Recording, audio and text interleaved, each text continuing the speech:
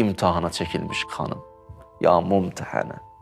Ey sınağa çəkilmiş xanım. İmtəhənəkillahillezî xaləqəki qəblə ən yəxluqəki. Ey imtahana çəkilmiş xanım, yaradan səni yaratmamışdan öncə, bu dünyadan öncə imtahana çəkdi.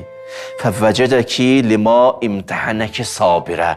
Baxdı, gördü səbirlisən. Allah qiyməti verib Zəhra, səbirlisən. Xaliqin imtihanı zərfiyyətlərə və tutumlara görədir. İmtahanlarımız boydayıq və imtahan tutumumuz qədəri gəlir. Həzrət Fatimə hara? İndi onun imtihanı necə olmalıdır? Onun imtihanı da böyükdür. İnsanın şəxsiyyəti uca olanda, himməti də ali olur.